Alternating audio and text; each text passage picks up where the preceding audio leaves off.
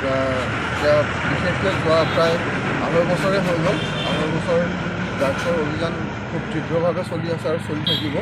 কিন্তু কথা হ'ল কি যে ড্ৰাগছৰ ব্যৱসায়টো এনেকুৱা আৰু ড্ৰাগছ আসক্ত লোকৰ সংখ্যাও আছে, সেইখিনিও কৰিব লাগিব। যি নহওক বিভিন্ন কাৰণত ড্ৰাগছ আনিবলৈ চেষ্টা এটা কৰি থাকে।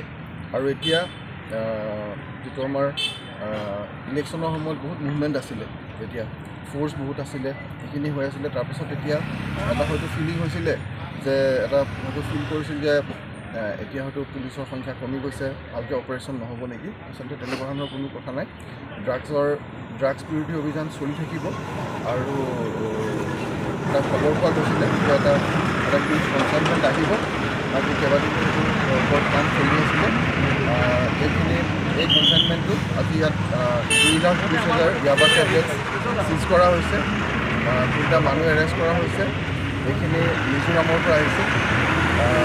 এখন নতুন পিকআপ ভেনখনৰ বেকলাইটৰ লগত যিটো এটা চেম্বাৰ থাকে, সেই চেম্বাৰটোক অলপ এইবিলাক মডিফাই কৰি তাত টেবলেটখিনি ভৰাই লৈ আহিছিলে। গতিকে বেকলাইটখিনি যিখিনি ওলোৱা হৈছে সেই চিক্ৰেট চেম্বাৰৰ পৰা 2,20,000 ইয়াবা টেবলেট চিজ হৈছে আৰু 3টা মানুহ এৰেষ্ট হৈছে। আৰু বলেৰ' পিকআপ ভেনখনৰ কোনো নাম্বাৰ নাই, এখন ব্ৰেণ্ড নিউ গাড়ী। যিখিনি বস্তু চিজ হৈছে তাৰ বজাৰ মূল্য কিমান হ'ব? চাওক, এই টেবলেটৰ মূল্য বিভিন্ন ঠাইত বেলেগ বেলেগ হয়। কোনোবা ঠাইত কম হয়, কোনোবা ঠাইত বেছি হয়। কিন্তু এইখিনি গৈ আছিল আমাৰ মেইনলেণ্ড ইণ্ডিয়ালৈ।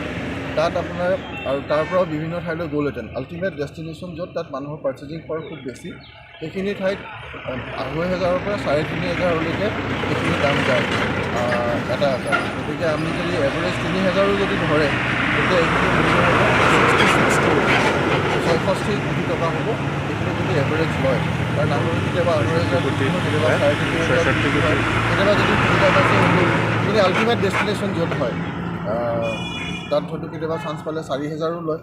গতিকে আমি যদি এটা এভাৰেজ ফিগাৰ লওঁ আল্টিমেট ডেষ্টিনেশ্যনৰ, তাত 3,000কৈ যদি আমি ধৰোঁ, তেতিয়াহ'লে 66 ক্ৰ'ৰ হ'ব ইয়াৰ বজাৰ মূল্য। আটক হোৱা 3জনৰ নাম? এই 3টা মানুহে ত্ৰিপুৰাৰ। এটাৰ নাম খাইৰুল হুছেইন, এটা মমিন মিয়া আৰু এটা নবীৰ হুছেইন। গতিকে এই 3টা মানুহক এৰেষ্ট কৰা হৈছে, গাড়ীখন চিজ কৰা হৈছে, 3টা মোবাইল পোৱা গৈছে আৰু বাকী কামখিনি চলি আছে। যিহেতু দেখা গৈছে আৰক্ষীৰ অভিযানত জব্দ হৈছে, মানুহ আটক হৈছে, কিন্তু কিমানখিনি মানুহ আজিলৈকে কনভেকশ্যন হৈছে? আমি বিভিন্ন সময়ত দেখা পাওঁ যে আৰক্ষীয়ে আটক কৰে, কিন্তু এটা বেলেগ প্ৰচেছ। সেইটো যিটো জুডিচিয়েল প্ৰচেছটো যিখিনি সময় লাগিবই। আমি আমাৰ কামখিনি কৰি আছোঁ। বাকী যিটো জুডিচিয়েল প্ৰচেছৰ যিখিনি কাম আছে সেইখিনি আইনমতে চলি থাকিব। আৰু আমাৰ সময় লাগেতো লাগিবই প্ৰক্ৰিয়া এটাত। গতিকে সেই যিখিনি সময় লাগে, কিন্তু